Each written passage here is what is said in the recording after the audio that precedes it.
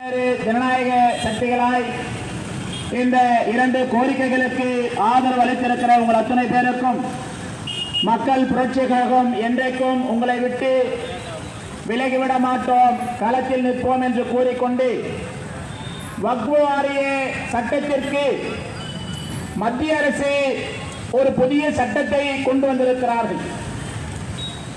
வக்ஃப் வாரிய அந்த வக்ஃப் வாரியம் என்றால் என்ன என்று இங்க இருக்கிற பாமர மக்களுக்கு தெரியவில்லை. ஏதோ இஸ்லாமியர்கள்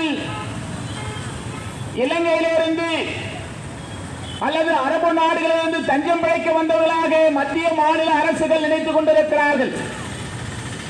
வரலாற்றை மறந்திருக்கிறார்கள். ஒட்டுமொத்த இந்தியாவையும் ஏறக்குறைய 850 ஆண்டு காலம் இந்த நாட்டை ஆட்சி செய்திருக்கிற மாபெரும் பேரினம் தான் இஸ்லாமியர்கள். இஸ்லாமியர்களுக்கும் தலித்துகளுக்கும் பாதிப்பு என்று சொல்லிக் கொண்டிருக்கிறார்கள். நன்றாக சிந்திக்க வேண்டும். இஸ்லாமியர்கள் வேறு, தலித்துகள் வேறு அல்ல. இஸ்லாமியர்கள் தான் தலித்துகள், தலித்துகள் தான் இஸ்லாமியர்கள்.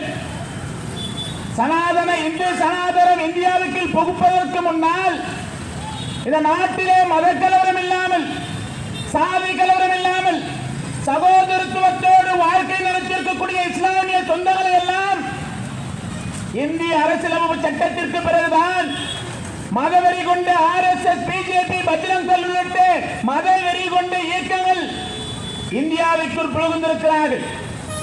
டாக்டர் பழனி பாபா பேரவை பழனி பாபா என்று சொன்னால் இன்றைக்கு நடுங்கிக் கொண்டிருக்கிற RSS, பிஜேபி, பஜ்ரங் தள் எல்லாம் மீண்டும் பழனி பாபா வந்து விடுவார்கள் என்ற அச்சத்தில் இருந்து கொண்டிருக்கிறார்கள்.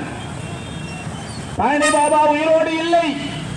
பழனி பாபாவுடைய தத்துவம், பழனி பாபாவுடைய சித்தாந்தம் இந்திய மண்ணிலே வேறு பிடித்துக் கொண்டிருக்கிறது. நாங்கெல்லாம் ஆண்ட பரம்பரையாய் 800க்கும் மேற்கொண்ட ஆண்டுகள் இந்தியாவை ஆட்சி செய்த காலகட்டங்களில் ஆங்கிலேயர்கள் இங்கு படை கட்டி இந்த நாட்டை சுதந்திரம் பெறுகிற போது அவன் ஒரு புள்ளி விவரத்தை எடுத்துக் கொண்டிருக்கிறார். இதற்கு முன்னால் இந்த மக்கள் ஆண்ட பரம்பரையாக இருந்தவர்கள், இந்த மக்கள் ஆட்சி நடத்தியவர்கள். இவர்களுக்கு நாம் நிலம் கொடுத்தாக வேண்டும் என்பதுதான் அவர்களால் ஒதுக்கப்பட்டிருக்கிற கொடுக்கப்பட்டிருக்கிற இடம்தான் வக்ஃப் வாரிய சொத்துக்கள். இந்து கோயில்களை எடுத்துக் கொள்ளுங்கள் அல்லது கிறிஸ்தவ தேவாலயங்களை எடுத்துக் கொள்ளுங்கள். அந்த மதத்தை சார்ந்தவர்களுக்கு அவர்கள் வாழ்வாதாரத்திலே, பொருளாதாரத்திலே, கல்வியிலே உயர வேண்டும் என்பதற்காக அவர்களால் மிக குறைந்த கட்டணத்திலே, மிக குறைந்த வாடகையிலே அவர்களுக்கு கொடுக்கப்பட்டிருக்கிற முன்னுரிமை தான் வக்ஃப் வாரிய சொத்துக்கள். இஸ்லாமியர்கள் எல்லாம் இன்றைக்கு பாருங்கள், ஒரு ஆட்சி செய்தவர்கள் கோடி கோடியாய் சொத்துக்கள் கிடையாது, ஆனால் சுயமாக வியாபாரம் செய்து வாழ்க்கையை நடத்தி கொண்டிருக்கிறார்கள். எல்லாருமே வியாபாரத்தில் தன்னை முழுமையாய் ஈடுபடுத்திக் கொண்டிருக்கிறார்கள். அவருடைய கைகள் எல்லாம் காப்பு காய்ச்சிருக்கும், நெத்தியிலே காப்பு காய்ச்சிருக்கும். 5 வேளை தொழ வேண்டும், நெத்தி தரையை தொட வேண்டும். ஏனென்று சொன்னால் நம்முடைய இஸ்லாமிய கடவுள் நபிகள் நாயகம் சொல்லிருக்கிற 5 கோட்பாடுகளை, பஞ்சசீல கோட்பாடுகள் என்று சொல்லிக் கொண்டிருக்கிற 5 கோட்பாடுகளுக்கு கட்டுப்பட்டு தான் வாழ்ந்து கொண்டிருக்கிறோம். 5 கோட்பாட்டை மீறி இருக்கும் என்று சொன்னால் ஒவ்வொரு இஸ்லாமிய கைகளிலும் திப்பு சுல்தானுடைய வாள் முனை இவர்களை ஆட்சி செய்யும். ஒரே இரவோடு இரவாக 24 மணி நேரத்தில் இந்தியாவை மண்டியில் வைக்கக்கூடிய ஒரே பேராற்றல் கொண்ட மக்கள் தான் இஸ்லாமிய மக்களும் தலித் மக்களும். அந்த நிலைக்கு நாங்கள் தள்ளப்படாமல் எதற்காக ஜனநாயக இயக்கத்தை நடத்தி கொண்டிருக்கிறோம் என்று சொன்னால், இந்திய அரசியலமைப்பு சட்டத்தில் சொல்லிக் கொண்டிருக்கிற அந்த வரம்புகளை நாங்கள் மீறாமல், பாபா சாஹிப் அம்பேத்கருடைய அரசியலமைப்பு சட்டத்தில் இருக்கிற சுதந்திரம், சமத்துவம், சகோதரத்திற்காக நாங்கள் மக்கள் மத்தியிலே ஜனநாயக கருத்துக்களை முன்வைத்துக் கொண்டிருக்கிறோம். மக்களிடத்திலே வாக்கு அரசியலை உயர்த்திக் கொண்டிருக்கிறோம். தமிழகத்திலே ஏறக்குறைய 3.5 ஆண்டுகள் திராவிட மாடல் ஆட்சி நடத்தி கொண்டிருக்கிறது. திராவிட மாடல் ஆட்சியிலே என்ன நடக்கிறது? தேர்தல் நேரத்திலே ஸ்டாலின் சொல்லுகிறார், பாய் சும்மா இருங்க பாய், கொஞ்ச நேரம் இருங்க பாய். நீங்க பிளவுபட்டு போனீங்கன்னா RSS கார உள்ள வந்துருவான், பிஜேபி கார உள்ள வந்துருவான். கொஞ்சம் இருங்க பாய், அவசரப்படாதீங்க பாய். இப்படியாக சொல்லி சொல்லி சொல்லி சொல்லி இஸ்லாமியெல்லாம் ஒட்டுமொத்தமாக திராவிட மாடல் ஆட்சிக்கு வாக்களிக்க வைத்திருக்கிற துரோகத்தை சமீபத்திலே உடைத்திருக்கிறார் இந்து அறநிலையத்துறை அமைச்சர் PK சேகர் பாபு. அவர் தமிழ் கடவுளாம் முருகனுக்கு விழா எடுத்திருக்கிறார். என்ன துரோகம் இது? தமிழ் கடவுளுக்கு முருகனுக்கு துரோகமாக இவர்கள் விழா எடுத்திருக்கிறார்கள் சொன்னால் இஸ்லாமிய சொந்தங்களுக்கு என்ன பதில் சொல்ல போகிறார்? நாங்கள் பிஜேபி எதிர்க்கிறோம், RSS எதிர்க்கிறோம், பஜ்ரங் தள் எதிர்க்கிறோம், சமத்துவ சகோதரத்துவ கோட்பாட்டுக்கு எதிராக இருக்கிற சனாதனத்தை எதிர்க்கிறோம் என்றெல்லாம் சொன்னவர்கள். ஆனால் உதயநிதி பேசிய ஒரே வார்த்தைக்கு தமிழ்நாட்டிலே சனாதனத்தை பற்றி யாருமே வாய்த்திருக்க கூடாது என்று ஸ்டாலின் சொன்னார். யாரை ஏமாற்றுகிற வேலை? யாரை ஏமாற்றுகிறார்கள்?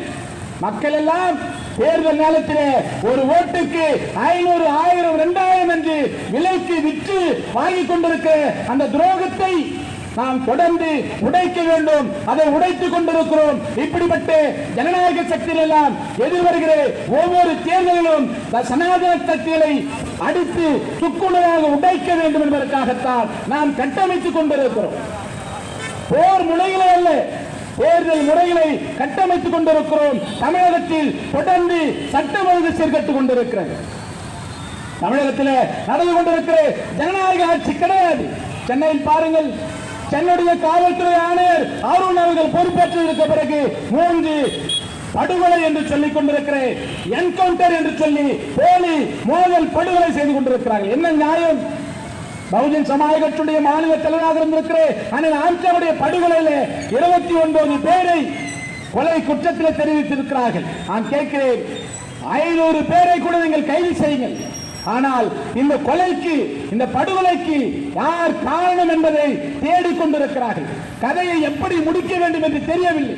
கதையை தொடங்கிட்டாங்க. வருகிற 5ஆம் தேதி 90 நாள் அந்த வழக்கிலே சார்ஜ் ஷீட் பதிவு செய்தாக வேண்டும். கதையை முடிக்க வேண்டும். யாரெல்லாம் உண்மை தகவலை சொல்லிவிடுவார்களோ அவர்களை எல்லாம் என்கவுண்டர் செய்து கொண்டிருக்கிறார்கள். இப்படிப்பட்ட அநியாயங்கள், சட்டவிரோதமான ஆட்சி, ஜனநாயக விரோதமான ஆட்சி நடந்து கொண்டிருக்கிறது. சமீபத்திலே கூட விழுப்புரம் பகுதியில் இருக்கிற அங்கு வாழ்ந்து கொண்டிருக்கிற அருந்ததி மக்களுடைய வீடுகள் எல்லாம் நீதிமன்றத்துடைய ஆணையின் அடிப்படையில் அவர்களை தலைமட்டமாய் உடைத்துக் கொண்டிருக்கிறார்கள். இப்படிப்பட்ட அயோக்கியத்தனத்திற்கெல்லாம் நாம் முற்றுக்கட்டை வைக்க வேண்டும். அவற்றெல்லாம் முடிவுக்கு வர வேண்டும் என்று சொன்னால் ஜனநாயக சக்திகள் எல்லாம் ஓர் அணிலே திரள வேண்டும். நாம் இந்து மதம் விரித்திருக்கிற மத்திய அரசுக்கு எதிராக நாம் ஒற்றை கோரிக்கையாய் போராட வேண்டும்.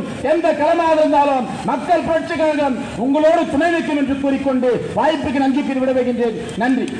கலைஞர் SM அன்சார் மில்லத் அவர்கள் இப்பொழுது கண்டன உரையாற்றுவார். பிஸ்மில்லாஹிர் ரஹ்மானிர் ரஹீம் வ நுஸல்லி அலா ரசூலில் கரீம். புகழ் அனைத்தும் இந்த உலகத்தை படைத்து பரிபாலித்து ஆட்சி செய்கின்ற ஓர் இறைவன் அல்லாஹ்வுக்கு உரித்தாகட்டும். சாந்தியும் சமாதானமும் இங்கிருக்கும் அனைவர் மீதும் அஸ்ஸலாமும் ஸலவாத்தும் உலகத்தின் பேரொளி நபிகள் நாயகம் ஸல்லல்லாஹு அலைஹி வஸல்லம் அவர்களுக்கு என்று கூறியவனாக புரட்சியாளர் அம்பேத்கருடைய தத்துவமான ஜெய் பீம் என்கின்ற முழக்கத்துடனும் புரட்சியாளர் பழனி பாபா அவர்களுடைய தத்துவமான ஜெய் மீம் என்கின்ற முழக்கத்துடனும் இந்த மத்திய அரசின் வக்ஃபு சட்ட திருத்த மசோதாவை திரும்ப பெற கோரியும் பீகாரில் அப்பாவி தலித்துகள் வீடுகளை எரித்து நாசம் செய்த சாதி வெறிகொண்ட கும்பல்களை கண்டித்து நாங்கள் சார்ந்திருக்கும் தமிழக மக்கள் ஜனநாயக கட்சி, டாக்டர் பழனி பாபா பேரவை, டாக்டர் அம்பேத்கர் பேரவனுடைய தலைவர் மரியாதைக்குரிய அண்ணன் சமநிதி போராளி KM ஷரீப் அவர்களுடைய வாழ்த்துக்களை இந்த நிகழ்வில் பங்கெடுத்த அனைத்து தோழர்களுக்கும் தெரிவித்துக் கொண்டு, தமிழக மக்கள் ஜனநாயக கட்சி, டாக்டர் பழனி பாபா பேரவை, டாக்டர் அம்பேத்கர் பேரவை இது மூன்றும் ஒரே அமைப்புதான். இந்த அமைப்பின் நிறுவன தலைவர் புரட்சியாளர் டாக்டர் அல்ஹாஜ் ஷஹீத் அகமது அலி படனி பாபா என்பதை இந்த திருவண்ணாமலை மண்ணிலிருந்து உறக்க சொல்லிக் கொண்டு இந்த மாபெரும் கண்டன ஆர்ப்பாட்டத்திற்கு தலைமையேற்று என்னோடு தொடர்ந்து களம் கண்டு கொண்டிருக்கும் தோழர் வழக்கறிஞர் லாரன்ஸ், மாநில சட்டத்துறை செயலாளர், தமிழக மக்கள் ஜனநாயக கட்சி, டாக்டர் பழனிபாபா பேரவை, டாக்டர் அம்பேத்கர் பேரவை அவர்களுக்கு இந்த நேரத்திலே நன்றி தெரிவித்து சிறப்புமிக்க கண்டன உரைகளை நிகழ்த்தி நகர்ந்த இந்திய கம்யூனிஸ்ட் கட்சியினுடைய மாவட்ட செயலாளர் தோழர் இரா தங்கராசு அவர்களுக்கும், எஸ்டிபிஐ கட்சியினுடைய மாவட்ட தலைவர் முஸ்தாக் பாட்சா அவர்களுக்கும், புரட்சிகர இளைஞர் முன்னணியினுடைய மாவட்ட பொறுப்பாளர் பசுமை செல்வன் அவர்களுக்கும், பகுஜன் சமாஜ் கட்சியினுடைய மாவட்ட தலைவர் அண்ணன் ரா சக்திவேல் அவர்களுக்கும், மக்கள் அதிகாரத்தினுடைய தோழர் MC ஜெகன் அவர்களுக்கும், தலித் விடுதலை இயக்கத்தினுடைய தோழர் தலித் நதியா அவர்களுக்கும், அம்பேத்கர் எழுச்சி இயக்கத்தினுடைய தோழர் கார்த்தி அவர்களுக்கும், மனிதநேய ஜனநாயக கட்சியினுடைய ஆற்றல் மிக்க செயலாளர் அருமை தோழர் கேட் குமார் அவர்களுக்கும், சிறப்பாக கண்டன கோஷம் எழுப்பிய தோழர் SDPN தோழர் ராஷித் அவர்களுக்கும், இன்னும் ஏன பிற தோழர்களுக்கும் நன்றி தெரிவித்து இந்த நிகழ்விலே பங்கெடுத்துள்ள திருவண்ணாமலை மாவட்ட பொறுப்பாளர்கள் அப்ரோஸ் கான் அவர்களுக்கும், ஃபர்மான் உல்லா அவர்களுக்கும், AMD நியாமத்துல்லா அவர்களுக்கும், AMD ஃபைசல் ஷேக் அவர்களுக்கும், J ஷாஜஹான் அவர்களுக்கும், தொடர்ந்து களமாடி வரும் தோழர் C இளவரசன் அவர்களுக்கும், தோழர் சரத்குமார் அவர்களுக்கும், தோழர் யாசின் அவர்களுக்கும்,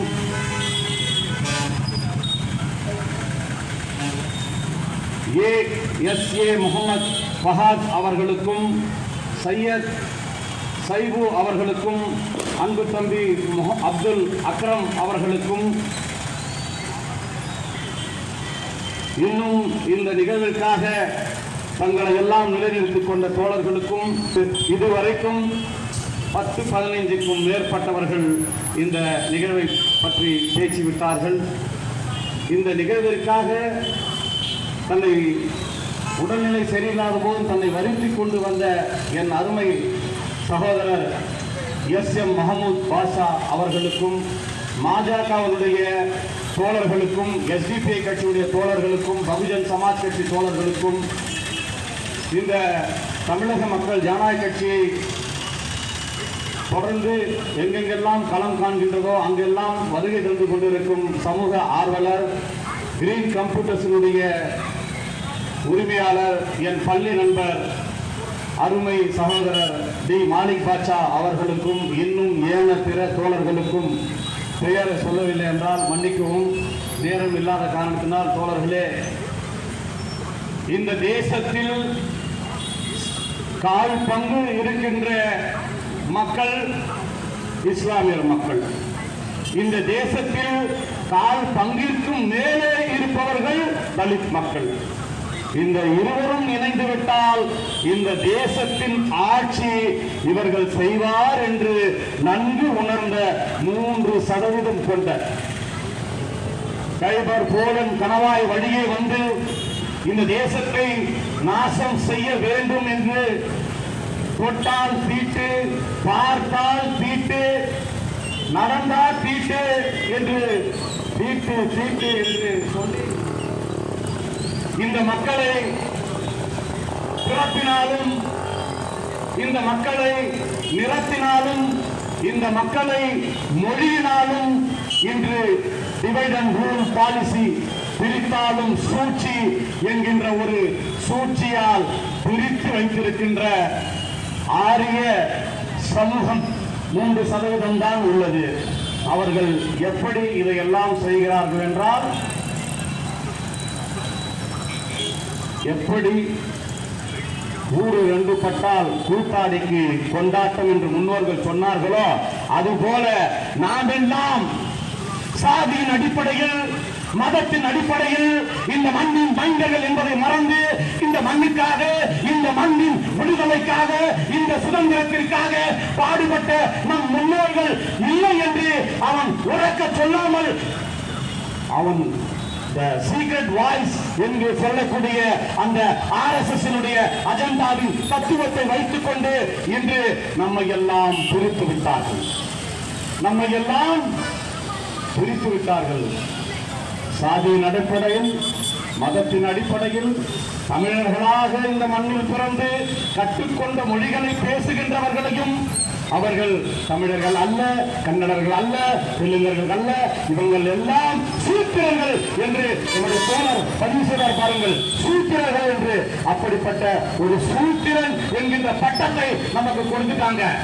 அதன் இழிநிலையில் இருந்து தங்களை எல்லாம் விடுதலை செய்து கொள்வதற்காகத்தான் பௌத்த மதத்தையும், கிறிஸ்துவ மதத்தையும், இஸ்லாமிய மார்க்கத்தையும் தேர்ந்தெடுத்து தங்களுடைய இழிநிலைகளை உடைத்து எடுத்துக் கொண்டு லிபரேட் என்கின்ற விடுதலை அடைந்து இன்னைக்கு இஸ்லாமியர்களா, பௌத்தர்களா, கிறிஸ்துவர்களா இன்னும் மனிதனை மனிதனாக நினைத்து, மனிதனை சம உரிமை, சம அந்தஸ்து கொடுத்து யாரெல்லாம் இந்த தேசத்தில் மண்ணின் மைந்தர்களாக வாழுகின்றார்களோ அப்படிப்பட்ட ஒரு புரட்சியாளர்களின் வாரிசுகள் தான் நாம் எல்லோரும் என்பதை இந்த நேரத்திலே நாம் நினைத்துக் கொள்ள வேண்டும்.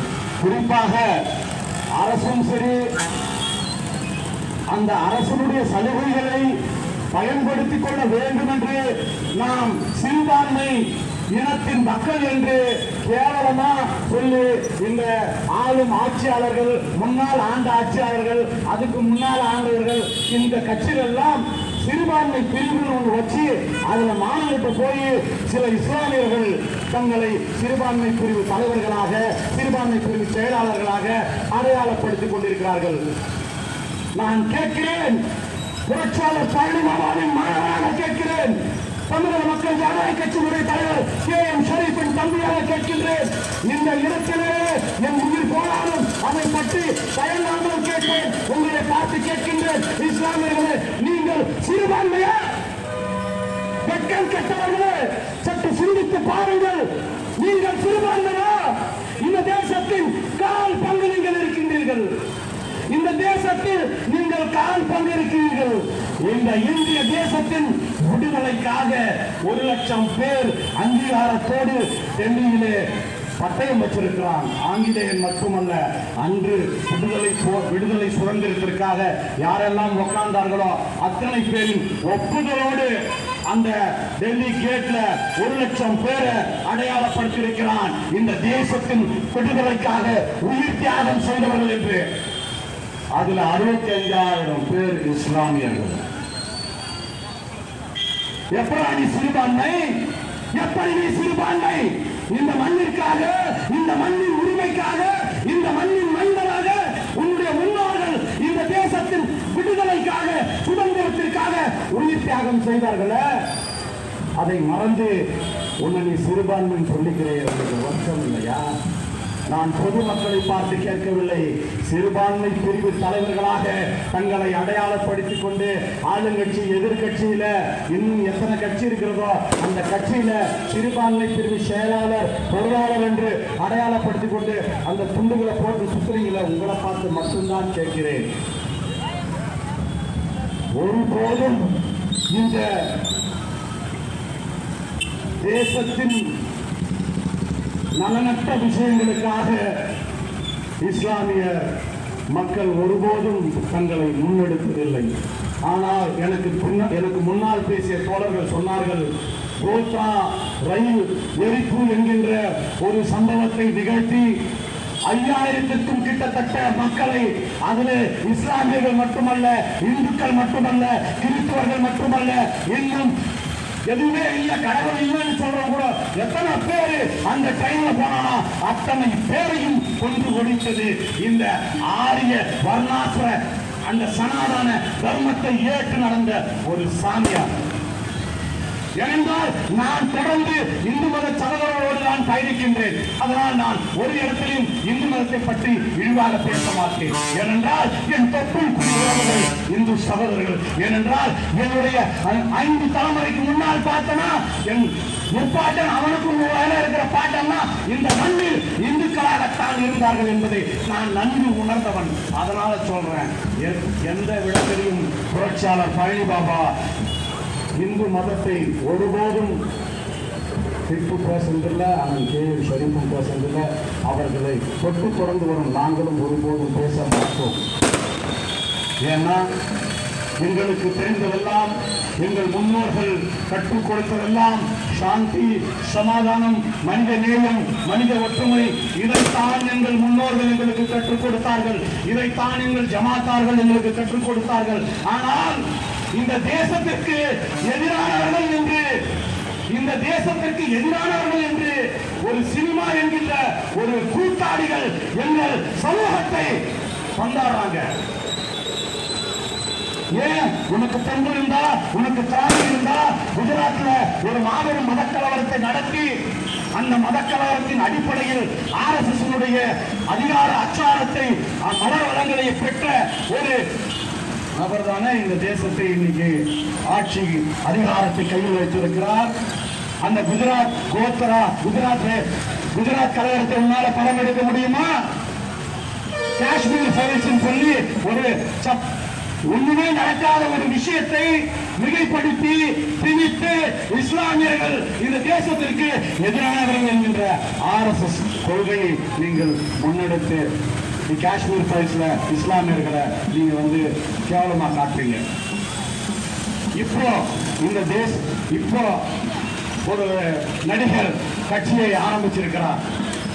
அவரு துப்பாக்கி என்கின்ற ஒரு படத்துல மிக மோசமான ஒரு சம்பவத்தை வைக்கிறாரு, ஒரு சீனை வைக்கிறாரு. அதுல ஒரு அம்மா ஒரு பக்கம் குர்ஆன் படிச்சுட்டு இருக்கோம், ஒரு அம்மா இன்னொரு பக்கம் அந்த இறை வழிபாடு நமாஸ் படிச்சுட்டு இருக்கோம். நடுவுல ஒரு ஓரமா டிவிய ஒரு சின்ன குழந்தை, ஒரு 10 வயசு குழந்தை பார்த்துட்டு இருப்பான். அவனுக்கு தலையில தொப்பி போட்டு அந்த திரையில காமிப்பான். என்னது, ஒரு தீவிரவாதியை கைது செய்து இப்போ அந்த கட்சி ஆரம்பிச்சுக்கிறாரு புதுசா. அந்த நடிகர் நடிச்ச படத்துல அந்த சீன் வருது. அந்த நடிகரை நான் நேரடியா காட்சி பேச விரும்புவதற்காக சொல்லவில்லை. ஆனால் அந்த காட்சியில அவன் வைத்திருக்கிறான். அந்த குழந்தை பார்த்து அம்மா அப்பா என்று சொல்வான். எங்களை எல்லாம் தடை செய்து விட்டு நீங்க தமிழ்நாட்டில் ஆட்சியை பிடிச்சிருவியா? அதுக்கு மிகப்பெரிய எதிர்ப்புகளை நாங்கள் தெரிவித்தோம். ஆனால் அதுக்கப்புறம் பின்னாடி அதே நடிகர் கொஞ்சம் ஒரு 10-11 மாசத்துக்கு முன்னாடி இன்னொரு படம் எடுக்கிறார், பீஸ்ட்னு. அந்த படத்திலையும் இஸ்லாமியர்களை மிக கேவலமாக சித்தரிச்சிருக்கிறார். ஆனால் இன்னைக்கு அவருடைய கட்சி கொடியை பிடிப்பதற்கு ஒரு பக்கம் கிறிஸ்துவன், ஒரு பக்கம் இஸ்லாமியன், நடுவில் ஒரு இந்து மத நண்பர், இந்த 3 பேரும் பிடிக்கிறாங்க. இவர்கள் எல்லாம் இந்த தேசத்தின் நலன்களுக்காக, இந்த மக்களின் நலன்களுக்காக ஒருபோதும் எதுவும் செய்ய மாட்டார்கள். நீங்கள் எல்லாம் எங்களை பார்த்து இப்போ பைத்தியக்காரங்கள் கத்திக்கிட்டு இருக்காங்களே, நின்றுட்டு இருக்காங்களே சொல்றீங்க பார். இந்த போராளிகள் தான் இந்த தேசத்தின் உண்மையான அடையாளங்கள். அதுல மக்கள் அதிகாரம், புரட்சிகர இளைஞர் முன்னணி, கம்யூனிஸ்ட் கட்சி, இந்திய கம்யூனிஸ்ட் கட்சி, மார்க்சிஸ்ட் கம்யூனிஸ்ட் கட்சி, மக்கள் புரட்சி, தலித் விடுதலை இயக்கம், இன்னும் பகுஜன் சமாஜ் கட்சி, இன்னும் எத்தனை இயக்கங்கள் இருக்கிறதோ நாங்கள் தான் உண்மையான ஜனநாயக சக்தி. எங்களுக்கு உங்க ஓட்டு வேணாம், எங்களுக்கு நீங்க ஓட்டும் போட மாட்டீங்க. ஏன்னா நீங்கள் உங்கள் வாக்குகளை எப்போது விற்க புரிந்தீர்களோ அப்போது ஜனநாயகம் சற்று மறைந்து விட்டது. செகுலர் ஸ்டேட் என்கிற ஒரு வார்த்தையை, இந்த தேசம் ஜனநாயக தேசம் என்று சொல்லக்கூடிய ஒரு வார்த்தையை இந்த ஆரிய பார்ப்பன வர்ணாசிரம தத்துவத்தின் அடிப்படையில் இயங்குகின்ற அந்த மத்திய அரசு 8 வருஷம் மாறி எடுக்க முயற்சி பண்ணார். அன்றும் இதே சமத்துவ பிள்ளைகள் தான், இதே பெரியாரின் வாரிசுகள் தான், இதே அம்பேத்கரின் வாரிசுகள் தான், இதே புரட்சியாளர் பழனி பாபாவின் வாரிசுகள் தான், புரட்சியாளர் காகிதம் இல்லத்தின் வாரிசுகள் தான், புரட்சியாளர் ரெட்டமலை சீனிவாசனின் வாரிசுகள் தான் நாங்கள் உறக்க குரல் கொடுத்தோம். இந்த தேசத்திற்கு எதிரானவர்கள் ஆரியர்கள், இந்த தேசத்திற்கு எதிரான தத்துவம் ஆரிய தத்துவம் என்று. ஆனால் யாருமே அதை பற்றி யோசிக்கிறது இல்லை. ஏனென்றால் உங்களை எல்லாம் ஒரு மாய வலையை வீழ்த்தி வெறும் 3% பார்ப்பனியர்கள் வாழ வேண்டும் என்பதற்காக மீதி இருக்கின்ற 97% மக்கள், அதுல இஸ்லாமியன், கிறிஸ்துவன், பௌத்தன் எத்தனை சமூகங்கள் இருக்கிறதோ அத்தனை சமூகங்களின் மக்களையும் முட்டாள் ஆக்கி அவன் வயிறு வளர்த்துக் கொண்டிருக்கிறான். இந்த தேசம் விடுதலை அடைய வேண்டும் என்றால் இங்கே சமூகங்களின் கூட்டமைப்பு தேவைப்படுகிறது. சாதி வெறியற்ற, மத வெறியற்ற கூட்டமைப்பு தேவைப்படுகிறது. எல்லா மதங்களும் இங்கே நாங்கள் அண்ணன் தம்பிகளாய், மாமன் மச்சான்களாய் உறவு பாராட்டிதான் வாழ்கின்றோம். இங்கே நாங்கள் எல்லோரும் அண்ணன் தம்பிகளாக இருக்கிறோம். கிறிஸ்தவனும், இந்துவும், இஸ்லாமியனும் பிரியாணியை பரிமாற்றிக் கொள்கிறான். விநாயகர் சதுர்த்தி வரும்போது கொழுக்கட்டையை பரிமாற்றிக் கொள்கிறான்.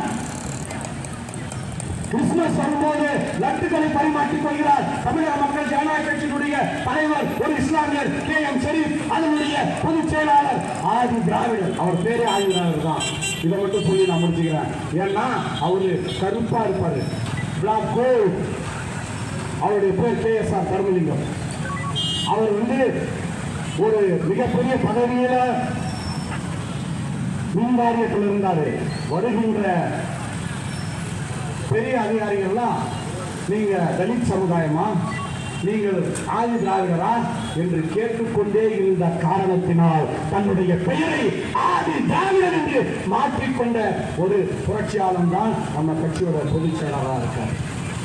RSS தத்துவத்தை ஊறி அதற்குள்ள போய் பார்த்து, இது ஒரு நாசம், இது ஒரு வேஷம், இந்த மக்களை பிளவுபடுத்த, இந்த மக்களை நிறத்தால், மொழியால் எப்படி எல்லாம் பிளவுபடுத்த வேண்டுமோ அப்படி பிளவுபடுத்த வேண்டும் என்று சொல்லி மாநில கொள்கை பரப்பு செயலாளர் பொறுப்பை ஏற்றுக்கொண்டு ராஜசேகர் என்கின்ற ஒரு MBC வகுப்பை சேர்ந்த ஒரு தோழர் தான் இந்த தமிழக மக்கள் ஜனநாயக கட்சியினுடைய கொள்கையை வெளியே சொல்றாங்க. மக்களுக்கு பரப்புரை பண்றாங்க.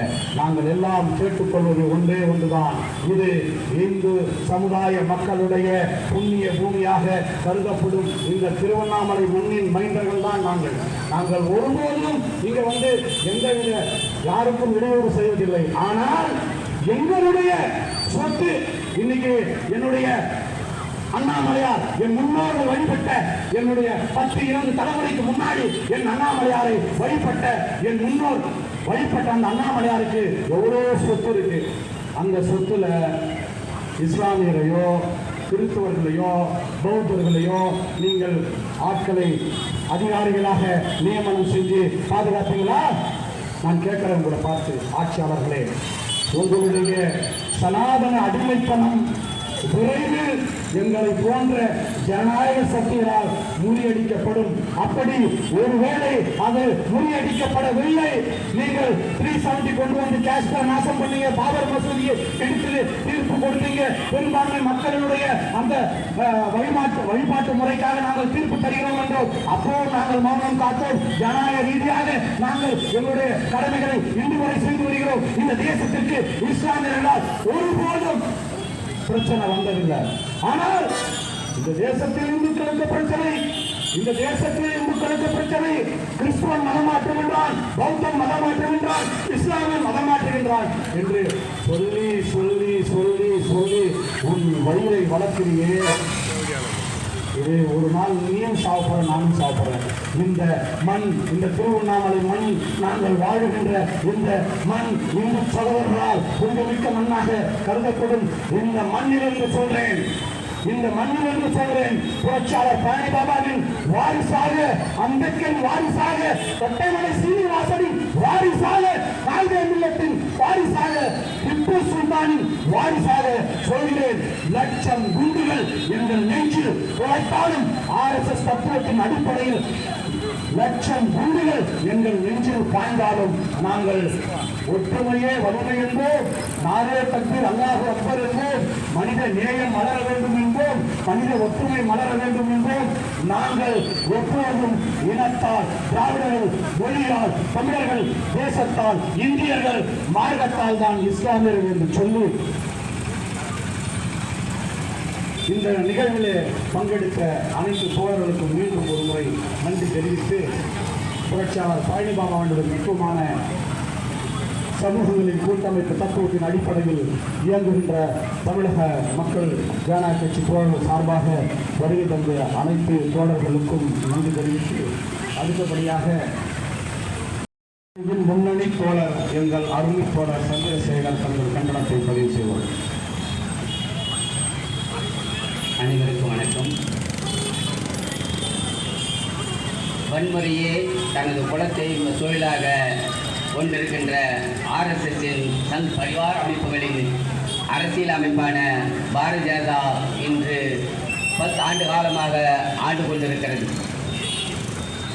இந்த பாரதிய ஜனதா இந்த 10 ஆண்டு கால நடைமுறையில் 1000 ஆண்டுகால அவர்களின் கனவை நனவாக்கும் திட்டங்களை செயல்படுத்திக் கொண்டிருக்கிறது.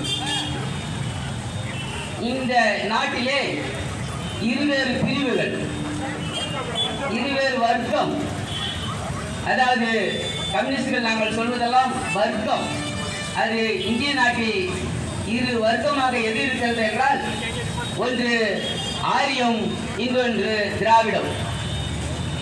திராவிடம் 97% மக்களை கொண்ட இனமாக இருக்கிறது. 3% மக்களாக ஆரியம் இருக்கிறது. இந்த ஆரிய எதிர்ப்பு போராட்டங்களே திராவிடம் ஆரியத்தை எதிர்த்து போராடிய போராட்டங்கள் தான் இந்திய வரலாற்று போராட்டங்கள்.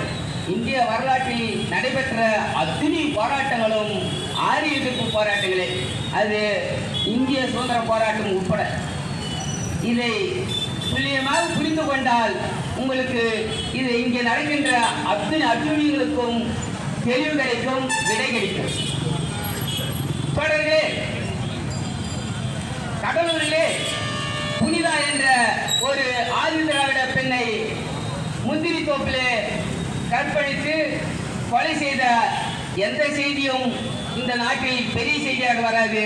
அதே நாளில் ஒரு ஆரிய பெண் டாக்டர் டெல்லியிலே கற்பழிக்கப்பட்டு கொலை செய்யப்பட்டால் என்னன்னு அதுக்கு ஒரு சட்ட திருத்தமே பாராளுமன்றத்தில் அந்த குடும்பத்தையே உட்கார வச்சு சட்ட திருத்தம் பண்ணுவாங்க. அந்த சட்ட திருத்தத்துக்கு பேரு அந்த டாக்டர் அம்மா இறந்த அம்மா பேரே வைப்பாங்க. இப்படி ஆரிய இங்கே அதிகாரத்தை கைப்பற்றி இருக்கிறது. 3% சிறுபான்மை இனமான ஆரியம் இந்த நாட்டை ஆண்டு கொண்டிருக்கிறது. தொடர்களே, அவர்கள் வன்முறை மூலமாக இந்த நாட்டில் உள்ள நிலங்களை கையகப்படுத்துவதே தனது வழக்கமாக கொண்டிருக்கிறார்கள். கைபர் கணவாய் போரான் வழியாக படைக்க வந்த இந்த போடு காலத்தில் தான் இங்க திருவண்ணாமலை அருணாச்சல ஈஸ்வரர் கோயில இவ்வளவு காலமாக யார் கையில் இருந்ததோ அவங்க கிட்ட இருந்து பிடிங்கி ஆரியர்கள் வசம் போயிருக்கிறது. 10 ஆண்டு காலமாக ஆரியர்கள் தான் அந்த அருணாச்சல ஈஸ்வரரை ஆண்டு கொண்டிருக்கிறார்கள். நிலைமை எப்படி இருக்கு பாருங்க. 97% மக்கள் நாம 3% ஆரியர்களை விட்டுட்டு அவனுங்கிட்ட போய் விடுதலைக்காக கேட்டு வந்தோம். அதான் நிலைமை. பாபர் மசீதி இடிப்பு வழக்கு பேரே பாபர் மசீதி இடிப்பு வழக்கு பேரு நல்லா புரிஞ்சுக்கங்க. வழக்கு பேர் என்னடானாக்கா பாபர் மசூதி இடிப்பு வழக்கு. அப்ப யார் இடிச்சானா அவனுக்கு தண்டனை கொடுக்கறத நம்ம தீர்ப்பா இருக்கணும். இல்ல தண்டனை இல்லைன்னு கூட சொல்லிட்டு போ, அதான தீர்ப்பா இருக்கணும். ஆனா யார் இடிச்சானா அவனுக்கு சொந்தம், அது ஒரு தீர்ப்பு சொல்லணும். அப்படின்னா எவ்வளவு அயோக்கியத்தனமான ஆட்கள் இங்கே நாட்டுல நீதிபதிகளாகவும் ஆட்சியாளர்களாகவும் இருக்கிறாங்கன்னு புரிஞ்சுக்குங்க. அப்ப யார் ஆள்றான்றதையும் புரிஞ்சுக்குங்க. அதுதான் விஷயம். ஏண்டா இந்து மத பிரகாரம் ஒருத்தன் செத்துட்டானா அவனுக்கு படிச்சுட்டு அங்க கும்பிட்ட யார் கும்பிட்டாருன்னு தெரியுமா? செத்தவனை கும்பிட்டாதான் அர்த்தம். அதுதான் அங்க ஒரு சமாதி கட்டிட்டு கும்பிட்டாலும் சரி, ஒரு கல்லு வெறும் கல்லை வச்சு கும்பிட்டாலும் சரி, இந்து மத பிரகாரம் யார் தரையில போட்டு பச்சை வச்சுக்கிறியோ அவனை கும்பிட்டதான் அர்த்தம். அப்ப ஒரு மசூதி இடிச்சுட்டு ராமர் கோயிலுன்னு கட்டிட்டு அங்க கும்பிட்ட யாரை கும்பிட்டதா அர்த்தம்? அப்ப நீங்களாம் உண்மையாவே இந்துக்களா?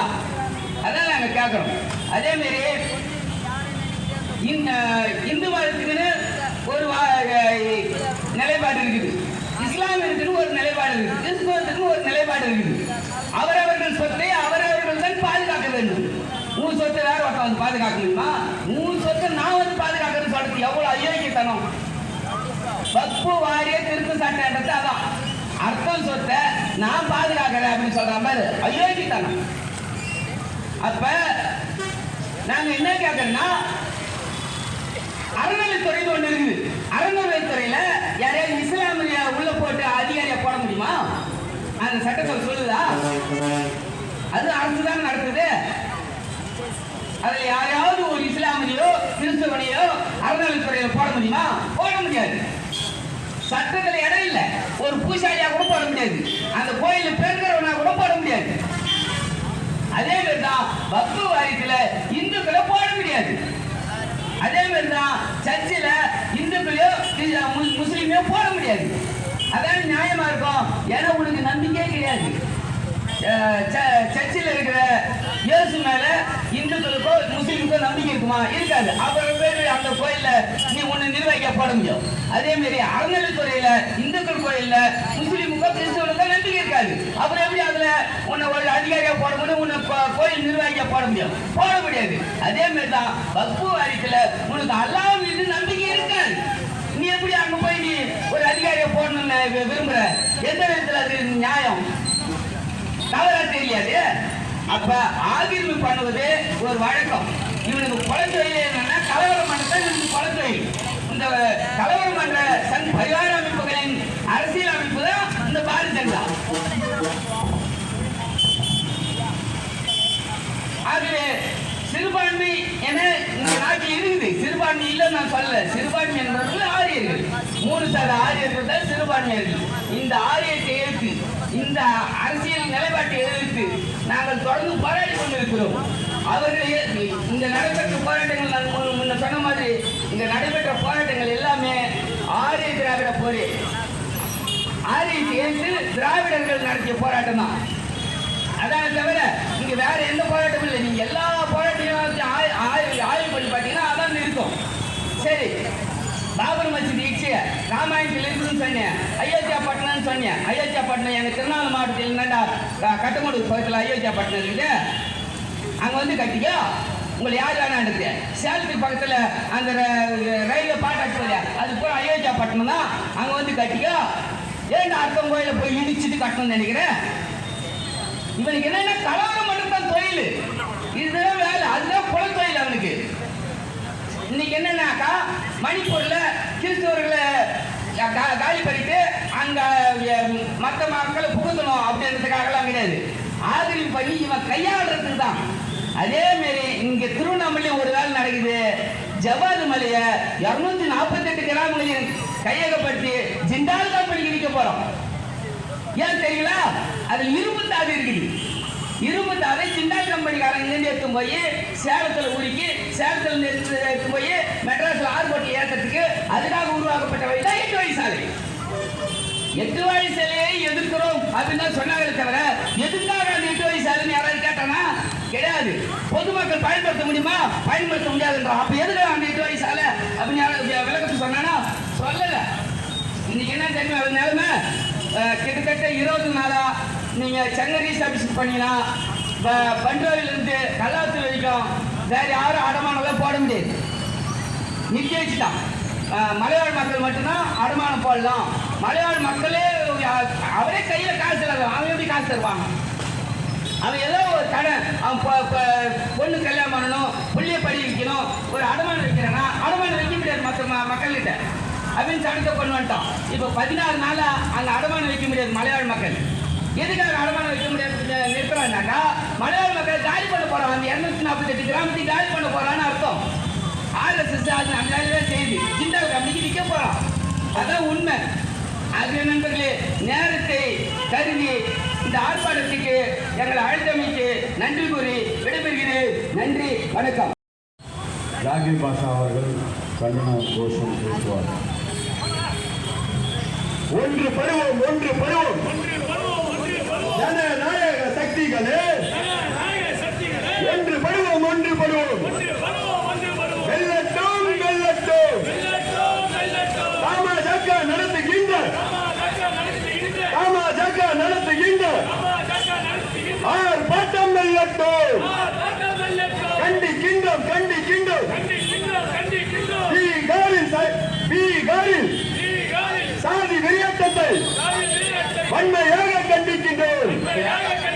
திருத்தாதே திருத்தாதே 2013 ஆண்டில் வக்பு சட்டத்தை திருத்தாதே திருத்தாதே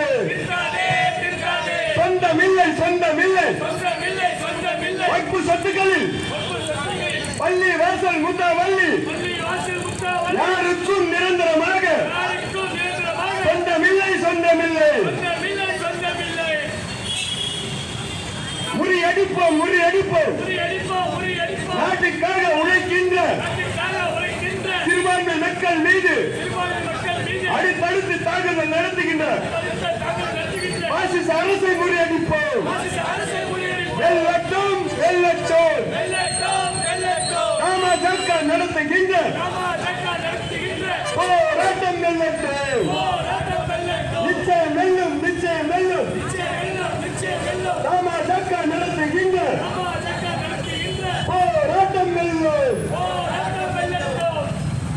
சொல்லி இங்க வந்த தோழர்கள்லாம் பேசினதுல வீரம் பொங்கி எனது மகன் தனது கண்டன கோஷத்தை பதிவு செய்ய வந்திருக்கிறான். களையட்டும் அவனது தயக்கம், விடியட்டும் தமிழகத்தில் மக்கள் புரட்சி, வெல்லட்டும் புரட்சியாளர் பழனி பாபா மாணவர்களின் படை, வெல்லட்டும் அம்பேத்கரின் படை.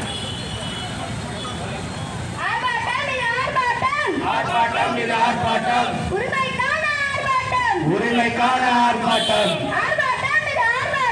ஆர்ப்பாட்டம் இது ஆர்ப்பாட்டம், பாமக ஆர்ப்பாட்டம், ஆர்ப்பாட்டம் இது ஆர்ப்பாட்டம், டாக்டர் பழனி பாபா மாணவர்களின் ஆர்ப்பாட்டம் இது ஆர்ப்பாட்டம். சமநீதி போராளி தம்பிகளின் ஆர்ப்பாட்டம் இது ஆர்ப்பாட்டம். வெல்லட்டும் மனித நேயம் வெல்லட்டும்,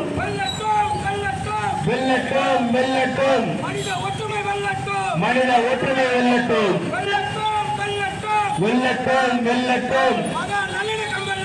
மத நல்லிணக்கம் வெல்லட்டும். அன்புக்குரிய திருவண்ணாமலை நகரிலே வாழ்கின்ற பெரியோர்களே, வணிக வியாபாரிகளே மற்றும் இங்கே இந்த மாபெரும் கண்டன ஆர்ப்பாட்டத்தில் கலந்து கொண்டுள்ள அனைத்து தோழர்களுக்கும் சிபிஐஎம் சார்பாக புரட்சிகரமான மாலை நேர வணக்கத்தை தெரிவித்துக் கொண்டு, தோழர்களே, மத்தியிலே ஆண்டு கொண்டிருக்கின்ற பிஜேபி அரசாங்கம் முஸ்லிம்களையும் கிறிஸ்தவர்களையும் புறப்படுத்தி அவருக்குள்ளே கலவரத்தை உண்டு செய்து இந்த வேலை செய்து கொண்டிருக்கின்ற இந்த ஒன்றிய பிஜேபி அரசை கண்டித்துதான் இந்த மாபெரும் கண்டன ஆர்ப்பாட்டம். அப்படி மத்தியிலே ஆண்டு கொண்டிருக்கின்ற பிஜேபி அரசாங்கம் எண்ணற்ற மக்களுக்கு விரோதமான செயல்களுக்கு சதித்திட்டங்களை செய்து கொண்டு மக்களை வஞ்சிக்கப்படுத்துகிறார்கள். இப்படிப்பட்ட வஞ்சிக்கப்படுகின்ற முற்போக்கான இந்த பிஜேபி அரசாங்கத்தை பேட்டி அடிக்க வேண்டுமானால் நாம் ஓரணியில் திரண்டு அந்த பிஜேபி அரசாங்கத்தை ஓட வேண்டும் என்று கூறிக்கொண்டு வாய்ப்புக்கு நன்றி சொல்ல விடுகிறேன். நன்றி, வணக்கம். ஒருவரும் அருமை தோழர் அன்பு தம்பி எஸ் பர்மானுல்லா அவர்களை நன்றி உரையாற்ற அழைக்கின்றேன். இந்த மாபெரும் கண்டன ஆர்ப்பாட்டத்தை அரங்கேற்றிய தமிழக மக்கள் ஜனநாயக கட்சி ஏற்பாடு செய்த இந்த கண்டன ஆர்ப்பாட்டத்திற்கு தோழமை கட்சிகள் அனைவருக்கும் நன்றிகளையும் மற்றும் காவல்துறை நண்பர்களுக்கு நன்றிகளையும் வணக்கத்தையும் தெரிவித்துக் கொள்கிறோம்.